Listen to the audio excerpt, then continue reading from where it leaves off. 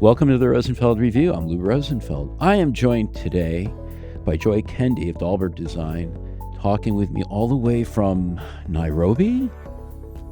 Is that right? That's correct, Lou. Thank you. I'm very happy to be here having this conversation with you today. It's great to have you, and I have no idea what time of night it is, so extra thanks to you for being available, whatever time you're struggling with there, Joy. Folks, Joy is one of the speakers at our upcoming Designing with AI conference taking place virtually June 9th and 10th. And she's covering a topic that is something that a lot of us are grappling with right now. It's deciding when to automate. That's the name of the talk, deciding when to automate, integrating AI in high stakes systems.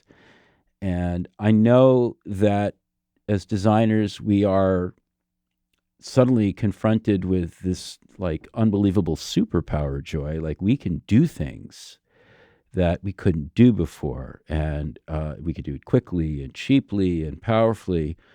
And we're also, like in your situation, I'm sure, and you'll get into this, dealing with intractable, important problems that impact many lives.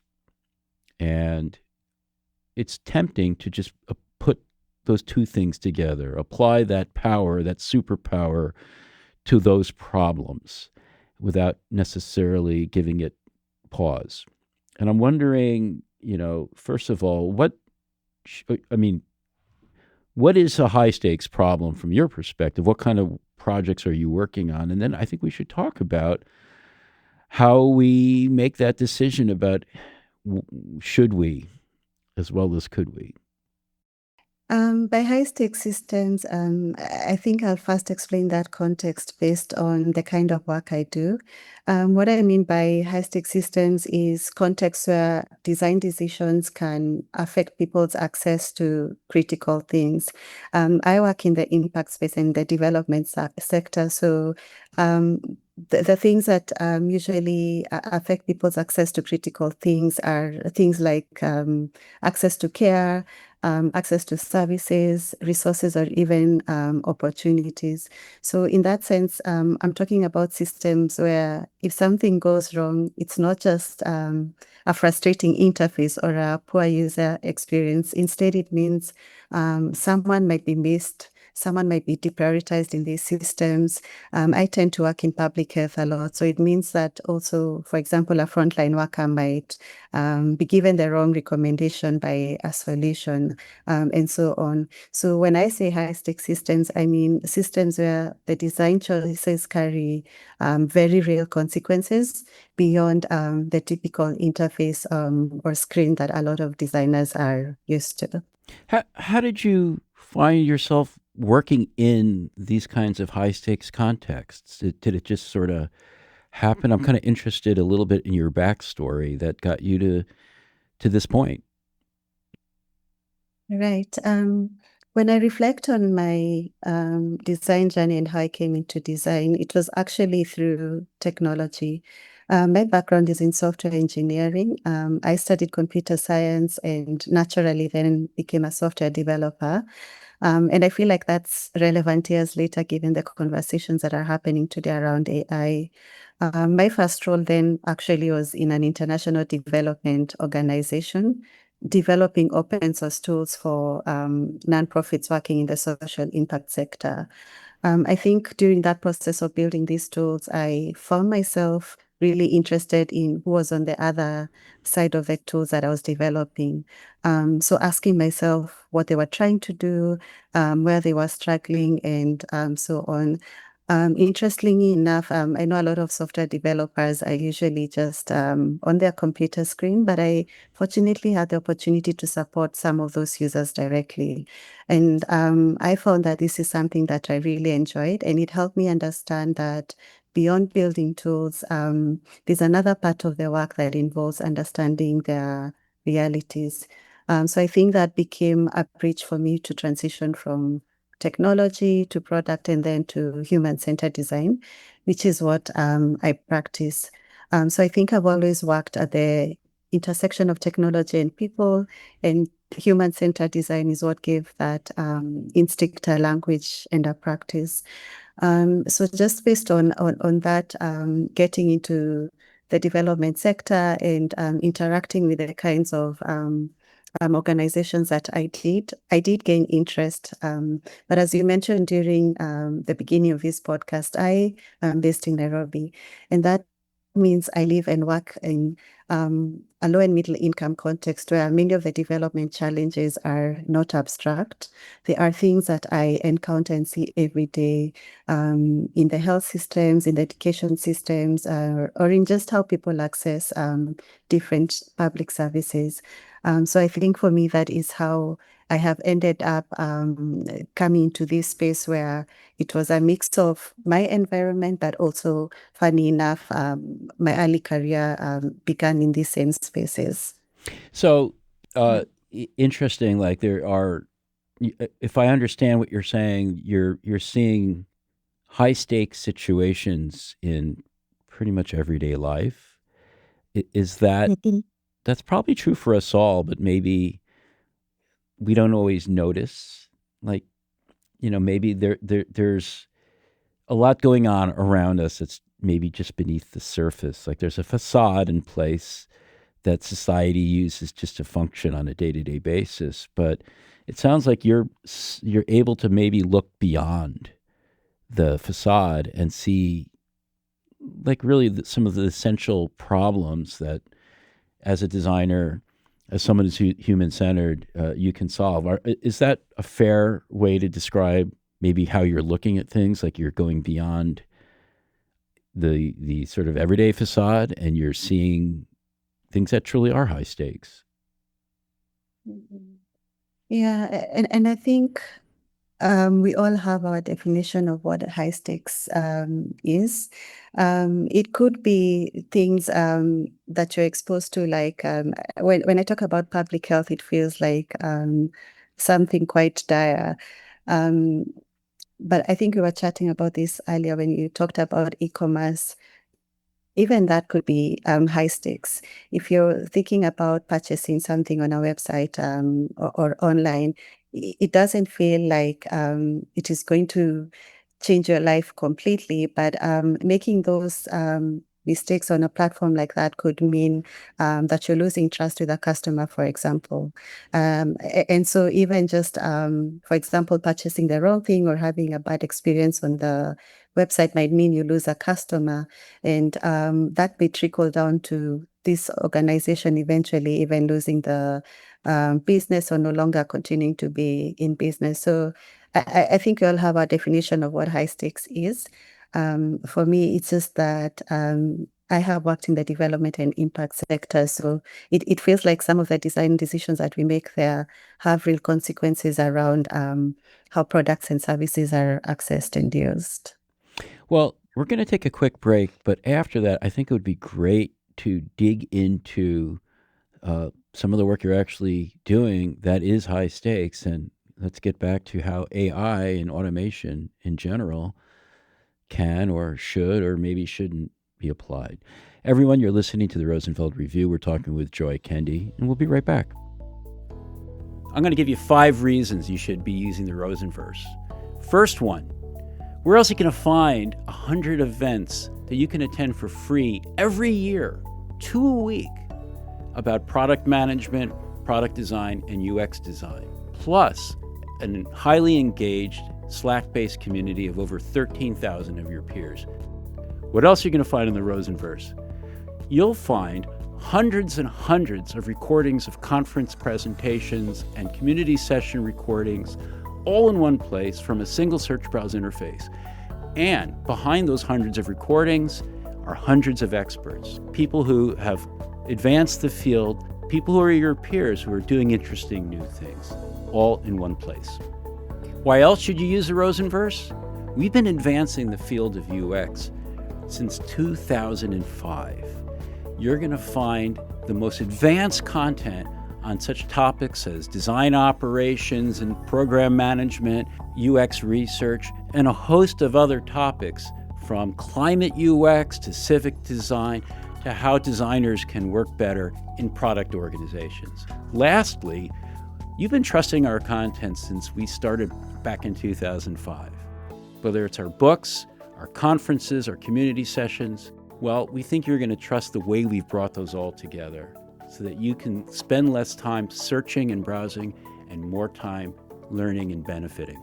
I hope you'll try out the Rosenverse, and I hope you'll consider upgrading to a gold paid membership because it brings you a lot more. Not only do you have access to hundreds and hundreds of recorded conference presentations, but you also get access to the Rosenbot, which is a ChatGPT 4 level chatbot that we've been training on all of our content, including our growing collection of nearly 60 books and counting. It's all there, it's all great content, and the Rosenbot is a cutting-edge way to get at it. You can try the gold membership out with a trial for 2 weeks. Give it a try. Hope you like it.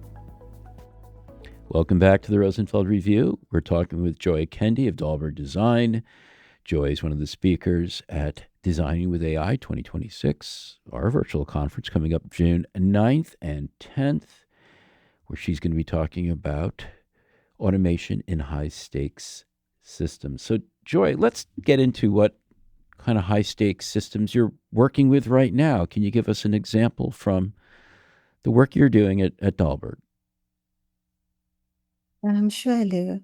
A lot of my work right now, I mentioned earlier, sits at the intersection of design and emerging technologies, and especially looking at how AI can be introduced into real-world systems in ways that are responsible, practical, and grounded in how people actually work. So with my talk at the Designing with AI conference, it's about a question I've been thinking about a lot, and that is when is automation actually the right intervention? So with this, I'm particularly exploring this question through some of the work we've done in public health systems, where we are increasingly starting to see growing investment in AI tools that can support frontline workers and decision makers in different ways. And that interest makes sense because these are systems that are already stretched. But my argument in this talk is that we can't afford to move too quickly from here's a pain point to now we have AI and let's automate it. And I'll give you an example. One, and it's an example I touch on at length in the upcoming talk. Sorry. So one of the first ideas we explored when we were exploring how AI could strengthen community health services in a public health system was this idea that AI could help community health workers prioritize which households or patients to visit first based on their health risk. On the surface, it sounded like a very useful AI use cases. Community health workers often have limited time, and they're usually visiting up to 100, 200 households to support them. So we thought that an AI tool that could help them quickly identify who needed attention most urgently was an obvious win. We thought it could reduce the workers' mental load, but also help prioritize care for high-risk households in these communities. But the more we spoke to health workers and spoke to other stakeholders in the primary healthcare system, the more complicated it became. We had to ask ourselves whether the data that is usually available in such systems is complete enough to assess risk, because you'll find that a lot of data is actually paper-based. We also had to ask ourselves whether the data is current enough, because again, these systems are offline fast. We also had to ask even the tough question of whether the system could label households as low risk and then unintentionally reduce follow-up for someone who needed care overnight. So those are the kind of tough questions we grapple with in these high-stake systems. One last piece that was really important was around what happens when a worker who's usually embedded in these communities has data that cannot be captured by a system. And by that, I mean a lot of these community health workers rely on memory. They rely on trust that they have built with communities and the social context within which they are living. So we had to ask whether AI would support that judgment or quietly override it, because it's looking at all these complex algorithms. And in the end, we chose not to build that particular use case, not at least until we had better defined what risk means and designed clearer ways for health workers to question or override AI recommendations. And I think, just tying it back to the talk, for me, it was a defining design moment, because it showed that sometimes in these high-stakes systems, the hardest question is not just, can we build this tool? It's also deciding whether we should automate some of these complex social decisions at all. Well, it's interesting. It sounds, correct me if I'm wrong, but it sounds like maybe the thinking going in was to use the technology as a decision maker. And as you got deeper in, you found it maybe better for various reasons as a decision helper. Correct. That's correct. So, as a, so this is true in a lot of applications of AI. But what I also thought was pretty interesting in your story was it sounds like there was an implicit assumption that the data was of quality and maybe of completeness that was being used to inform the AI system. And I'm wondering if that is enough. Like, these are two assumptions. One is that we're creating tools to make decisions, and that the other assumption is that they're based on good data, when we all know that most data out there has lots of problems. So is that maybe one of the real challenges that you're seeing that isn't just true for this project, but like these twin assumptions are plaguing lots of other high stakes settings? Yeah. The question on the quality of data is an important one. And I think even when the quality of data is good and the data is available, there's more complexity to how human beings make decisions. A lot of that is also based on the social dynamics. For example, I was talking about a community health worker. These are people who are embedded in these communities. Risk also, for example, is not static. So where you have all the data and the tools are working correctly, and the tool has recommended households to visit, things happen overnight. Someone could fall sick, or a problem could arise that the system has not had sufficient time to update. And so these AI tools need to also create workflows where they are not just making decisions for workers, but they are providing them with data, but enough leeway to also allow them to bring in that human in the loop into the system, so that the tools are just supporting them, but not replacing their judgment, so to speak. And it's something, yes, that we do see in other systems beyond public health and the impacts of this. So,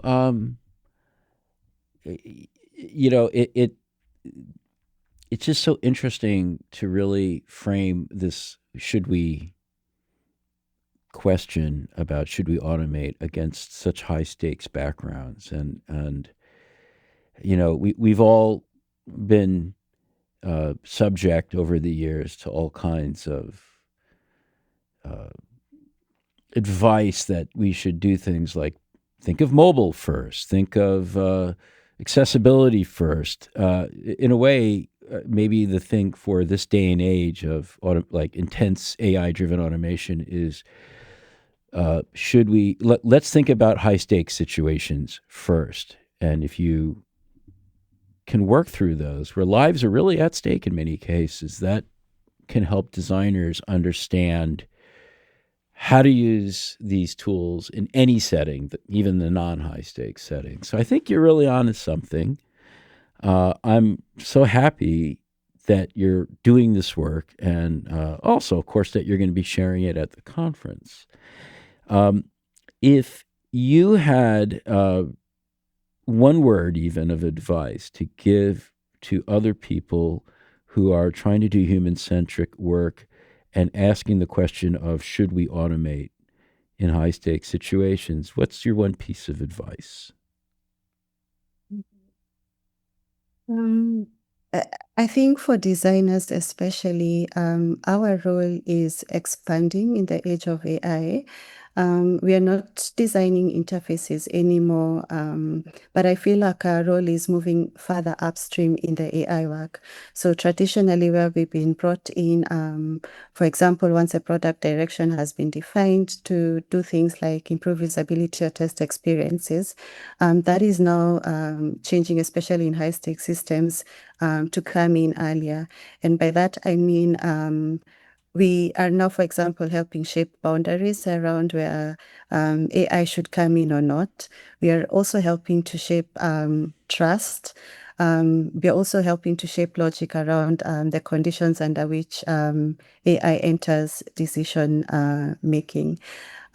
So I think for me, what I'd encourage designers to do is to no longer just sit in the downstream of AI work, but think about how AI is changing the sequence of how we work. And we should stop moving from here's a pain point, let's prototype an AI solution and see how we can even introduce frameworks and decision gates earlier in our processes, and start asking critical questions like what risks are the things that we are designing, introducing, what should AI do or not do, and where should human judgment remain central in the solutions that you're developing. That's fantastic advice. I mean, I think that's something we tend to take for granted as humans, that we are pretty good at the big picture if we give ourselves the opportunity to step back, to look at context, and, as you're saying, to work upstream. And designers, especially, have some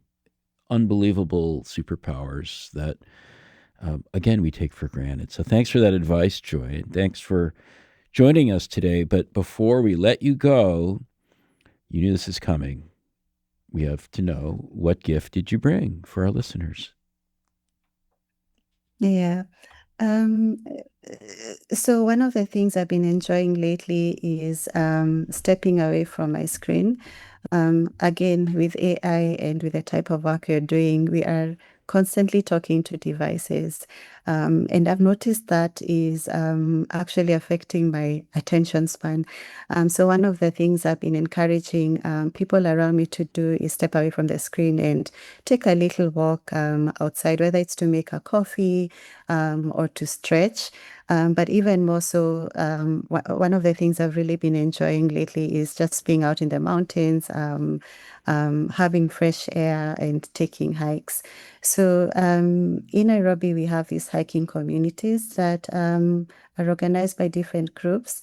And I don't know if this is something that I can extend to listeners out there, but I would just encourage you get into this design AI tools, whether it's ChatGPT or Cloud or so on, and I guess find a hiking community near you and see how you can get away from the house, get away from the screen, and reconnect with nature. Yeah, and that is my gift to you. And maybe get away from other designers and product people while we're at it. So I've done exactly what you're describing, and it's a great way to meet people that you wouldn't ordinarily. Yeah, and I've actually met designers in the mountains, funny enough. Well, that's great. It's a great gift because it aligns perfectly with what I think your advice was, which is to kind of step back from the interface and, take that opportunity to go upstream and have a bigger, broader aperture on the world. So, Joy, thank you so much for joining us on the Rosenfeld Review today. It's been lovely talking with you, and I'm really looking forward to your presentation at Design with AI next month. Thank you so much, Lou, for having me today. Hey, it's Lou. Thank you for listening to the latest Rosenfeld Review podcast. I really appreciate it. I would love to hear from you. And if you want to pop me an email, lou@rosenfeldmedia.com, tell me what you thought. Better yet, leave me the hell alone and post a review on your favorite podcast platform. Please feed the algorithm. It really does make a difference. We want to get the word out. If you like the word, give us a hand. And while I'm asking you for favors, don't forget, buy books. Support your favorite local independent publisher. We happen to be one, rosenfeldmedia.com. All those great UX books are there. So, thanks again.